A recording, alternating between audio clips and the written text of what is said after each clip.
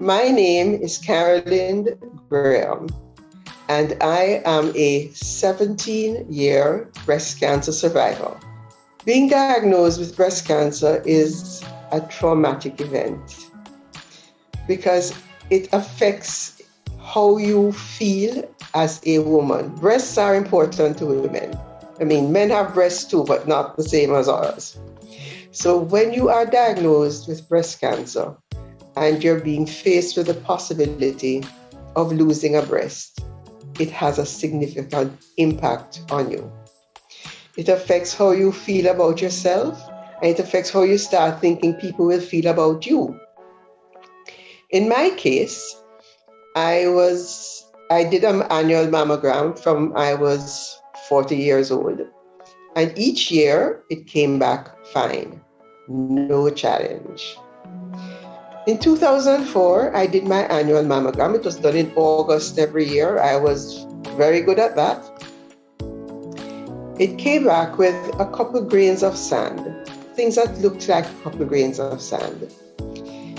And they sent the results to my obstetrician and gynecologist. And he said, well, we need to do some further investigations. And I said, no, there's nothing wrong with me. There's something wrong with the machine. They probably had some dirt on the film, and that is what you see. He said, well, all right, humor me, do it again. So I did another mammogram, and the same thing appeared again. At which point I decided, well, clearly, they couldn't have had sand on it on both occasions, so something must be wrong here. He then sent me to do a biopsy. My family was another source of concern for me. How do I tell them and how do they respond? My husband has been a tower of strength. He was always there for me. But when we discovered this particular new dimension, we said, okay, what we will do is we will keep this from the children. We have a total of 6 children. We'll keep this from the children as long as we can, so we don't worry them. So with that in mind, in 2004, the day of Heroes Day, which was October 18th in that year, we all took off on a family trip to Little Ochi. We had a fabulous time. And when we came back in on the Monday evening, we sat everybody down, explained to them what the situation was, and that I was going in for surgery the following day. So they really didn't have a long time to worry about the matter. It was, here is the news, Monday night, Tuesday morning, early morning, I'm going into hospital. Surgery went very well. And truth is that I was given the option of doing reconstruction, and I decided I'd had these breasts long enough. If I lost one, it didn't matter. So I didn't go the route of reconstruction. My particular breast cancer was hormone positive, estrogen positive, so I was put on a estrogen suppressant drug for 5 years. And after 5 years, that's it. So my breast cancer treatment lasted for 5 years, and I have been cancer-free since surgery. Now, since then, I have been working with Jamaica Reach to Recovery. And it has been a very fulfilling experience because you see women who come in like I was. I mean, when I went to my first meeting, I was a basket case. I just sat down and cried. and it was reassuring for me to look around and see these women who looked perfectly normal, who were living perfectly normal lives. When you first hear that you have breast cancer, your mind goes to, is this thing going to kill me? Is this a death sentence? And you go into panic. But it is reassuring to be among women who have been there, done that, which reassures you that, hey, I can do it too. And that's what my group, Jamaica, well, I call it my group because I've been chairman for a few years. That's what Jamaica Reach to Recovery does. We reassure women that there is life after breast cancer and there is fullness of life after breast cancer. The truth is that you suddenly realize how wonderful life is, how the birds sound better, the trees look greener, the flowers look prettier, everything seems to bloom after you've had this experience and you're now on the other side of it. And you say, life really is wonderful. So breast cancer for me, when I had it, it was not a case of, Lord, why me? It was a case of, Lord, what exactly do you have in mind for me to do with this experience?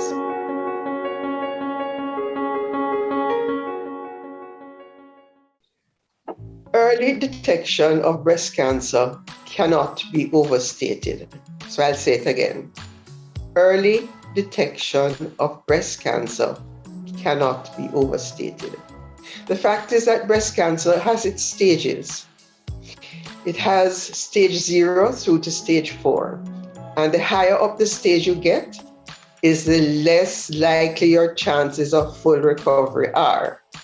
Now, how do we go about early detection? Firstly, you should know how your breasts feel. You should do a self, people say you feel up yourself. It's a good feel up yourself. Do it once a month. Usually either you decide you're going to do it before your period or after your period, but whenever we do it, you do it the same time each month. If you've reached menopause and you say, okay, my birthday is the 17th of the month, I'll do it on the 17th of each month.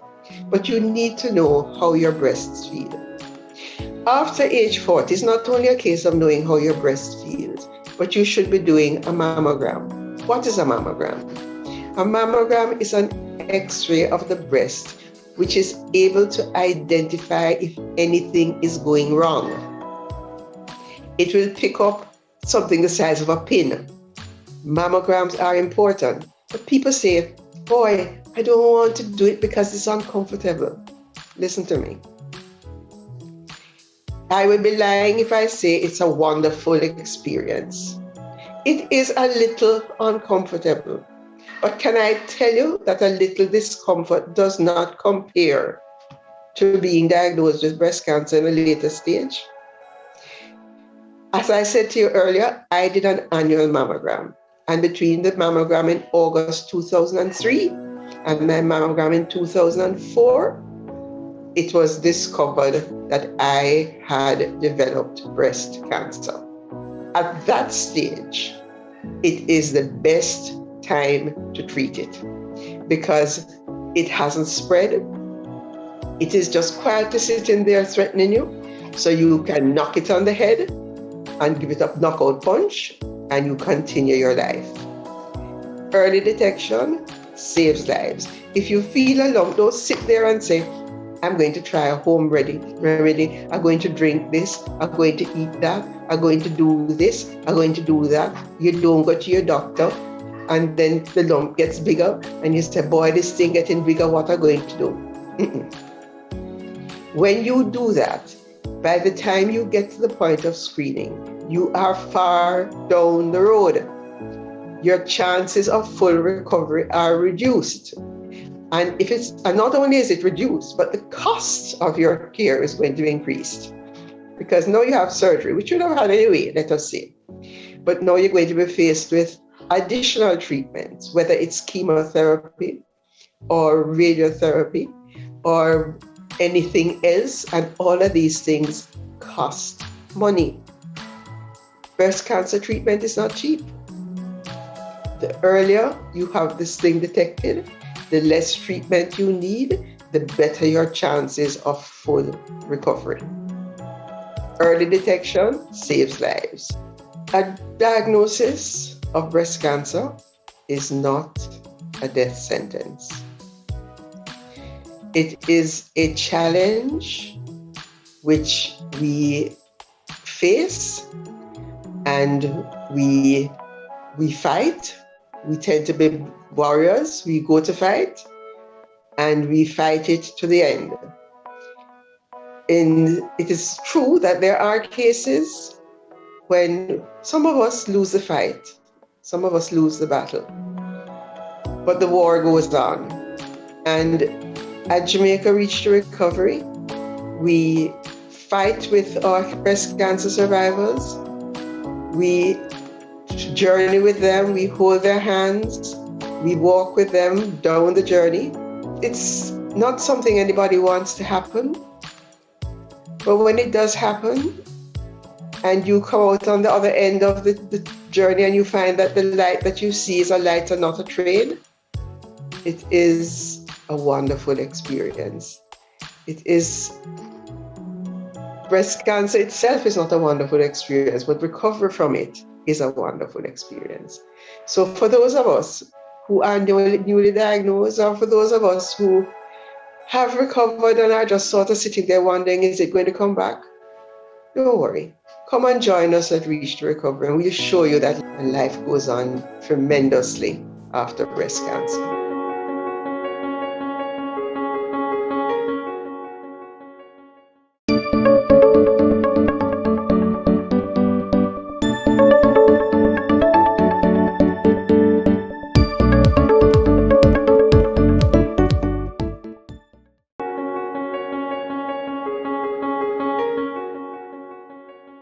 My name is Fayula Gordon, and I am a breast cancer survivor, thriver, and I have been in remission for about a year now. I felt the lump in my right breast. My partner at the time, he was the one who found it.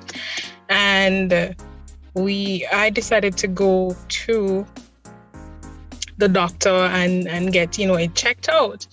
And all the doctors, they were like, "You're 24. It's not an issue. It's probably just like a clogged milk duct or something along that line." And I was like, oh, I have nothing to worry about, It's something simple, something that is reversible. But there was still that voice at the back of my mind is like, you need to follow this through to make sure that everything is okay. And breast cancer doesn't run in my family. I didn't have any of the marker genes or anything like that. I think they call it like BRCA1. Don't quote me on that. And I didn't have any of those.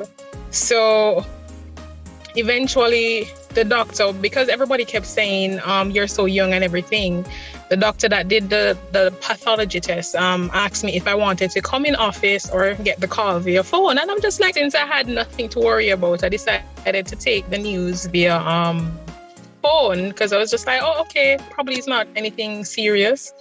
And I went into the bank after work, and they had like a bunch of breast cancer awareness stuff up, because it was like the ending of September coming into Breast Cancer Awareness Month in 2019.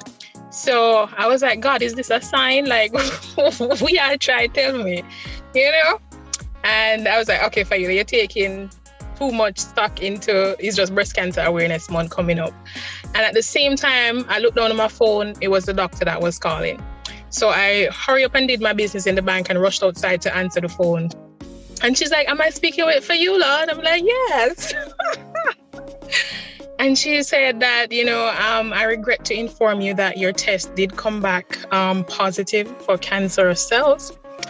And she said that, and immediately, like, I don't know, you see every bad feeling we ever have in your life. Every person who's ever bullied me, all of that, I felt it all coming back up. And eventually something come over me, and I was just like, you know what? No. And it just went away. And I just started asking her some questions. I was like, okay, what's the next step? What stage of breast cancer is it?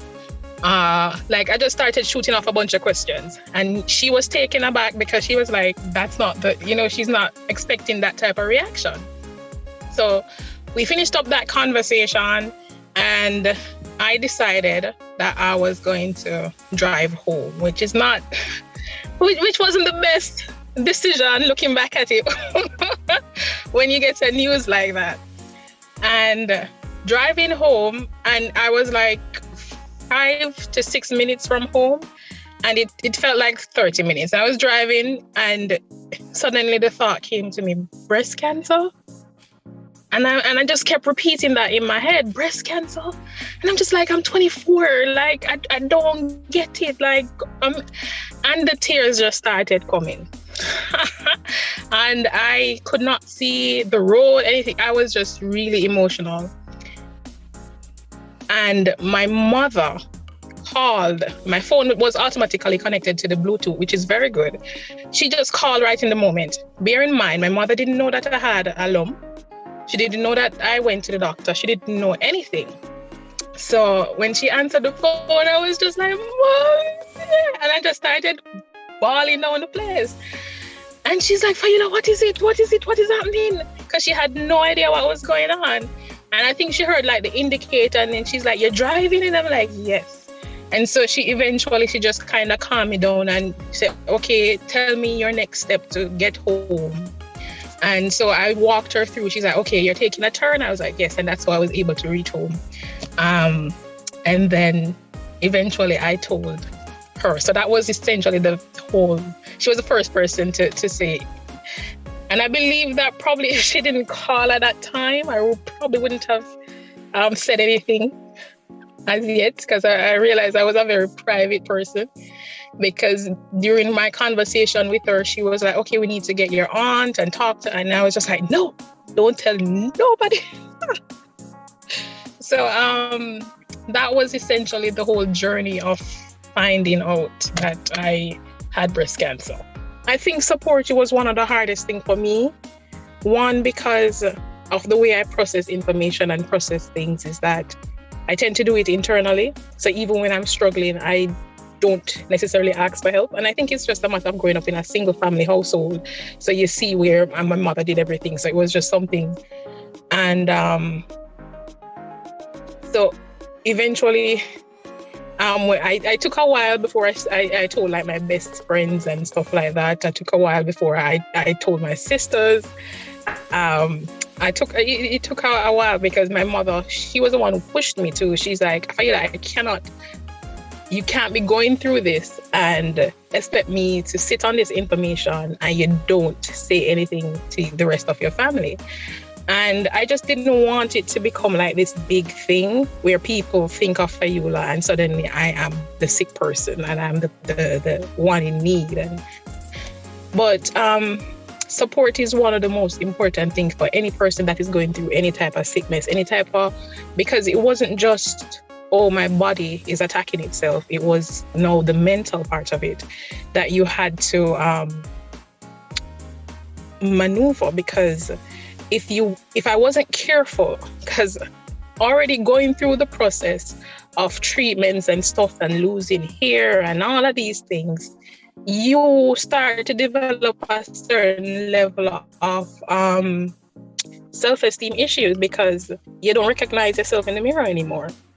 And so not only the self-esteem issues, then the whole questioning of my spirituality. Because I say, God, look, from when me I serve you, what made me deserve this? All of them some here. And given the fact that I was just so young, so even though I've always been one to say, people always say, oh, she mature for her age, I still feel like it's like there was no mental preparation to say, okay, this is something that could affect me or something. Like it was just a lump. And funny enough, like I got the diagnosis in 2019, December of 2018. I did a well woman exam. So where you do like the breast checkup, everything that has to do with, a female body. And there was nothing there. There was no lump. There was nothing there. And then by I think June was when the lump was discovered. It became a stage 2 breast cancer. So I'm just like, how within that short space of time? And so for me, the support parts of it, because I'm in the United States and majority of my family is in Jamaica. So I didn't have that physical like thing, because that's the thing about me as well. Like quality time is where I kind of interact most with people. So if I'm face to face with you, you're going to get most of what I'm really going through. So it was very hard to communicate via that as well. And to make matters worse, it was like my husband and I just started we started having issues and he was just like, he doesn't know how to deal with this. But I have to say that he did his best. He was very supportive. Like, he was with me with every chemo treatment and stuff like that. And then my, I guess, blood relatives, my aunt and stuff, they did stop by because they could access the US and stuff like that. But I haven't seen my family, especially seeing that COVID kind of hit directly as I finished chemotherapy. It was just like there was no traveling on the books for me. Well, treatment, it was very difficult, a very difficult decision for me, because suddenly all of these things were being thrown at me in terms of kids and fertility preservation and the stage of the cancer and how soon I had to start treatment process, whether I wanted to opt out of chemotherapy, and what are the chances of survival if I did that? What did I want to do for my surgery? Do I want to cut off both my breasts and leave it flat, or do reconstruction? And I was just like, this was just way too much. And there was a part of me was just like, you know what, I'm just going to cut them off and to hell with them, because they betrayed me and now I have, you know. But then I look at it and I'm like, girl, you're 24 years old. I mean, I don't want to say I'm in the prime of my life or anything, but I'm just like, I love my boobs. I don't even want to say I love my boobs. I love me, right? Like, I love my body. Like, whether I gain weight or I lose, I've never had that issue where I look in the mirror and I don't see like beauty and love and stuff like that. And I said, do I really want to cut them off? And I went, the first doctor I saw, he was a male doctor. And, you know, it's same, first surgeon, let me differentiate. The first surgeon I saw, he was a male surgeon. And the first thing he was like, you know, you're 24 and we want you to live a long life and you shouldn't even be in here. And I'm just like, I'm so tired of hearing that. And then he's like, oh, we can just cut off your boobs and do reconstructions. And that was my first introduction to even having a conversation about my diagnosis. And it was just really, it was off-putting for me. And the nurse saw how uncomfortable I was, because he even started asking about kids and stuff like that. There wasn't any like delicate touch to it. And she saw it, even she started tearing up. She didn't cry, but she teared up because she recognized that, you know, she had I think she had like a daughter my age or something. So she understood. And I decided not to go with him as a surgeon. And it was just a whole issue of trying to find someone within my health insurance. So the first step was chemotherapy. So I started chemotherapy in like November of 2019. I finished like the end of February 2020. And during that time, I had to stop working. So again, another whole strain of stress. Anyways. And hair loss started, and I tried to hold on to my hair as long as possible, and I didn't even know I was attached to my hair or anything of that sort. Even though it's still growing back, it's at this weird length. But anyways, but then I remember one day I went outside, and I had on this like what Jamaicans call like kerchief over the head, and I just looked like a really mad woman. And I saw this lady like held on to her partner when she was passing me, and I was like, oh my gosh, Fayula, you look like a homeless person. And I think it was at that point I decided that, all right, I need to get out of this depression. I need to actually take care of myself, not because I'm sick. I need to just, so my husband was the one who actually like shaved my head for me and stuff. And I think the main thing for me though was fatigue. Like, I was just always tired, just constantly tired. And even if my mind couldn't sleep, but my body wanted sleep. And that was just like a really bad combination. And then after the chemotherapy, we opted for the surgery. So the surgery was in March, and I did a lumpectomy, so which is where they remove the cancerous cell, but I kept both my breasts. And I was just like, yeah, this is the best thing for me. And then I had to do radiation therapy because they weren't, with that type of surgery, you're not 100% sure if they got the entire cancerous cells, so they had to use the radiation therapy. And everything was going good until and that was 7 weeks of radiation therapy. And within the last 2 weeks, that's when my skin started cracking open. And it was really bad. Well, it wasn't really bad because I saw imagery that was worse, but mine was just it was manageable. And funny enough, I started a new job while I was going in doing radiation therapy treatments. So I told them in the interview that I'm going to be coming in at 9:00 every morning because I have something to do because I didn't want to be disclosing that, I'm breast cancer, whatever. And because that was also something I had to be thinking about, because not only was I, and I can't say was, not only am I a Black woman in America who is an immigrant with health issues, that's a whole different level of ball game. So I was just I don't even know. So I went in to get that new job and was doing radiation therapy in the morning, going to work in after I finished that. And so even when the skin started opening up and everything, it was just difficult to maneuver that while trying to still look professional at work. Yeah, especially when you're in pain. And it was an experience. How am I feeling now? One of the things that I had to recognize was that I didn't deal with a lot of my emotions during the treatment process, during the entire process. I kind of just shove it down and just decided that I just need to survive, right? That was the only thing. I just need to survive. And it didn't matter who, what, I didn't have time for anything but surviving. And if you wanted to support me or rally around me, fine. If not, then bye. Right? I didn't have time for anything like that.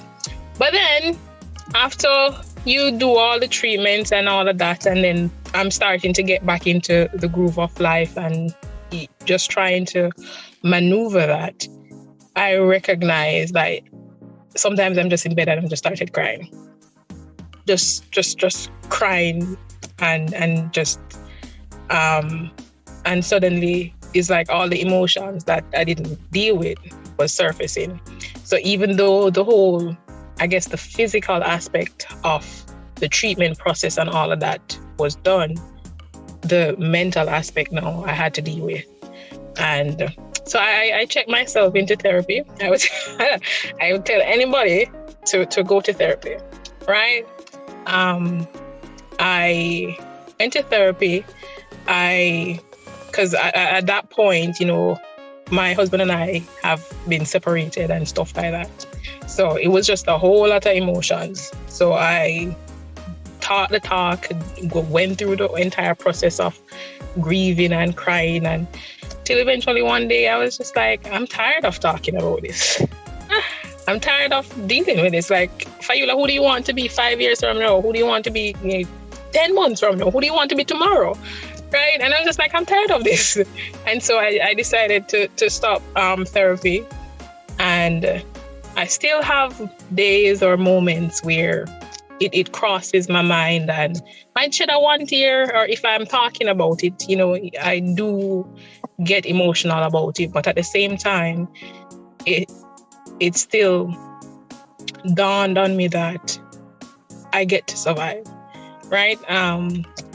A lot of persons don't get that opportunity. It was detected early, as you said. So that in and of itself was a blessing. Because one of the key things that I would look at is that based on my own spirituality and the way I live my life, if I wasn't married, no one would be touching my boobs or anything like that. And I wouldn't be touching my boobs or anything like that, right?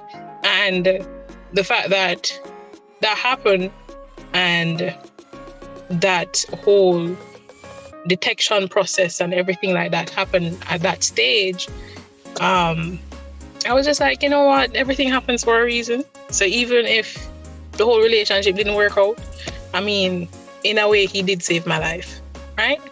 So I mourned that me, or that idea of me, and I'm just trying to build the pieces back now.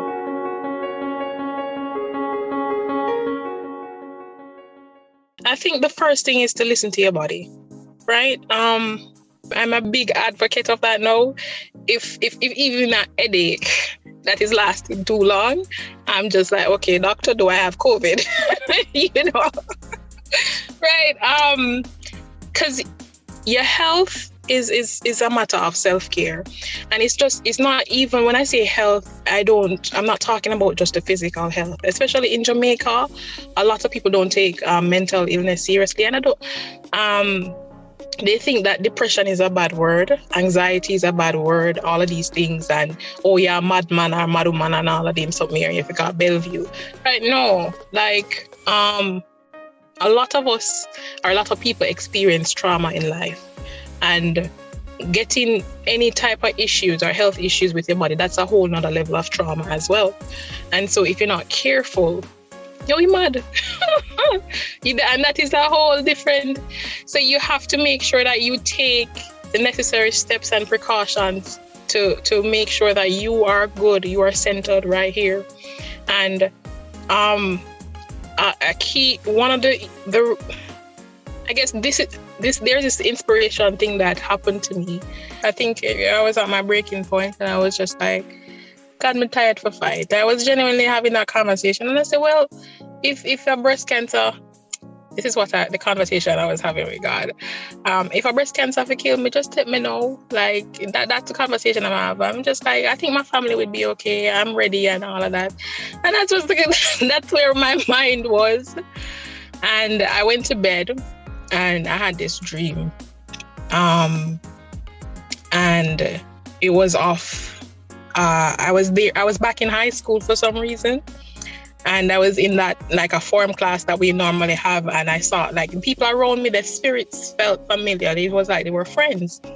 And then, like, I looked up outside the door, and I saw one of my friends. And we weren't close or anything, you know, but I saw him, and I was just like, aren't you dead? You know? And I ran after him, and I tried to touch him, and he just disappeared in front of me. And I just break down, started crying in the dream. And I only felt his hand on me. And then I jumped up out of my sleep. And suddenly, as I jumped up out of my sleep, I thought about another friend that I had lost in the 10th grade, he died in a car accident. So that first friend that was in the dream, he died via drowning. And he was like 22 or 21 when it happened. And then the second friend that I thought about, he was still in high school, and he was in 11th grade thinking of becoming a doctor and stuff. And he died in a car accident protecting his mother. And so I had that dream. I got up and I immediately think about the next friend. And then the thought came to me, Ayula, you get to fight. And I was just like, whoa. And I was just like, okay, God, I get the message now, right? Because here are two young people that I'm getting emotional now. So here were two young people that I knew that died young, right? And they had their entire future ahead of them. Like I said, one was thinking of becoming a doctor. The other one, he was well in the film industry and everything. And they died young. And the fact that I was able to even find the lump that early and get treatment for it. And even though at the back of my head, I keep thinking there might be a reoccurrence, it might come back again when I'm 30 or 35 or 50 or something like that. That's still years on my life that I get to live. And so that was the moment I decided that I'm going to fight. Because being able to fight is a blessing. Being able to live is a blessing. So that is it.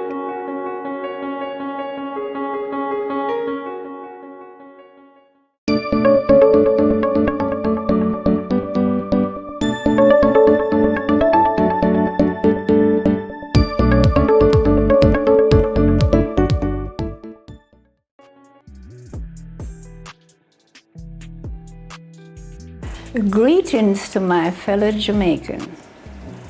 My name is Gloria Ramsey. I am a breast cancer survivor for 21 years. Well, I discovered that I had a lump in my breast in 2000, and I got worried about it, because a lump in your breast is very taxing. When I feel this bump, I said it was a mosquito bite. And then all of a sudden I realized, how did the mosquito get under there? And no, that's an excuse I'm making. So I investigated more and discovered it was a region of a cancer, which was a good thing. It was 2, can you imagine? But I kind of, not say tricked the doctor when I went and I said, I have a lump there. I didn't tell him where it was. I said to myself, let him find it, in case there's another one that he found it after there. Well, when I got that result, it was no pleasant result. I cried for about 10 minutes. And then my daughter, who is Charmaine, she comforted me. And then all of a sudden I said, this thing has to be looked at. So again, I went to another doctor, a specialist this time. And the first thing I said to him, now look, you are not going to take my breast off. He said, no, I'm not going to do it unless I have to. Well, it was a breast cancer, so stage 3. So it was start spreading already, there was 2. Well, in 6 weeks, I had that breast off. And it was not a pleasure, but I was happy that I even told the doctor, take both off. You know what, take both off. And he said, no, I won't be so drastic. Well, eventually, after having that taken off, the surgery, I started chemo. I joined this group, which is called the Reach to Recovery. It's a breast cancer society. We are under the umbrella of Cancer Society, but we have our own little group, and we are strictly for breasts. We talk about breasts. We are volunteer workers. So we volunteer to go to the hospital if there's a new breast cancer survivor there and encourage her exactly what to do, because there are certain things you have to do. There's exercise that you must do. Apart from the chemo, that is a must, there's certain exercise, or the lymph nodes in the arm, underneath the arm, will start being swollen, and that is dangerous. Well, after doing that at the Reach to Recovery, it became a part of me to visit the hospital and encourage a new survivor, their families and friends. And so it was my task to do that. You need some support when that's discovered. And I did have it. My daughter has a very good nurse friend, and she was right by my side immediately. And she encouraged me that, no, look, we got to look about it right now. Well, the next day I phoned my workplace and told them I'm not coming into work because I'm sick and I feel like the end of the world. And then about 9 o'clock, I said, why am I staying home? Go with your friends at work. And so I said, I'm going in. I went in a bit late, but they were so happy to see me. They were all surrounding me and comforting me and said exactly what I'm going to do. I said, I'm going to go to the doctor and have the surgery, and I'll be back. I'll be back right at this desk. And believe you me, I was out at work for about 10 months, getting all the treatment, the chemo and so forth. And from there on, I just take it in a stride. I don't worry about it, honestly. Sometimes I don't even remember. At first, the morning after surgery, when you look down and there's not a breast there, you feel like this is not me, but life goes on. And that's how I do things, one day at a time. Then I started to join the group, as again I said, which was a good thing too, because you meet others there, and when we meet, you are surprised that we are cheerful, because we keep each other cheerful. Support during your breast cancer journey is important. As I said earlier, Jamaica Reach to Recovery offers peer support. What does peer support mean? Peer support is sharing experiences, listening to your concerns, persons who have been down the road that you're going down. You may say, I went to the doctor and he said X, and we say, and I don't understand. And the other thing is that you need to, if your doctor tells you something and you don't understand, say, stop right there and explain it. You need this thing of doctors talking to us and we're sitting quietly and not understanding what they're saying, and then we leave, we don't know what exactly we're told. It doesn't work. In breast cancer, if he tells you something and you don't understand, stop him or her. Say, I don't understand that. Please explain. But support is important. When you discover this, it is important that you have areas or persons to whom you can turn. As I said earlier, Reach to Recovery does this. But in addition to Reach to Recovery, you can reach out your family. Your family support should be there. You should be able to lean on them, and they support you. They may not understand what you're going through, but the love that should exist among a family group should be able to buoy up your spirits. Your church, if you're a person who has a Christian faith, or it may not be Christian, it may be Islam or something else. But your faith support is important, because you need to understand that what happens to you in life, God has a plan for you. Whether it is Islam, Allah, or anybody else, there is a plan for your life. You didn't come on this earth by mistake. You're here for a purpose. And whatever your purpose is, it is all being unfolded for you day by day. In addition to that, then you have, let's use your work environment. People sometimes say, boy, I don't want nobody at work know what is happening to me. But these are people that you work with every day, and they will see that something is bothering you. So you might be able to say something like, boy, I got some bad news and I'm not feeling so up to it. And somebody may say, all right, I have to do this for you. You don't bother doing it today, I'll do it for you. Little things like those help. It doesn't have to be a big thing. It can be a small thing. It can be just, my dear, I understand your challenges and I am here for you. Or somebody might say to you, you want to talk to me about it? I give you an ear. Just being there, just being willing to be supported, because people won't, if you don't reach out, people won't reach out to you. If you sit down and hug it up, people won't move towards you, because you are in a defensive mode. You need to be open. You need to accept the fact that, yes, I have breast cancer. Yes, I need support. And yes, I am going to recover from this. All of you can help me along the way. Just be there for me. And that's basically what we need. We need persons to be there for us. Jamaica Reach to Recovery has a desk at the Jamaica Cancer Society at 16 Lady Musgrave Road. We have a representative there Monday through Friday from 8:30 to 4. We can be reached by telephone. Our number is 876-978-0375. And I'll say it again for those of you who didn't write it down the first time. 876-978-0375. Or you can reach us by email at jareachtorecovery, all lowercase, at gmail.com. We also have a website, which is www.jareachtorecovery.com.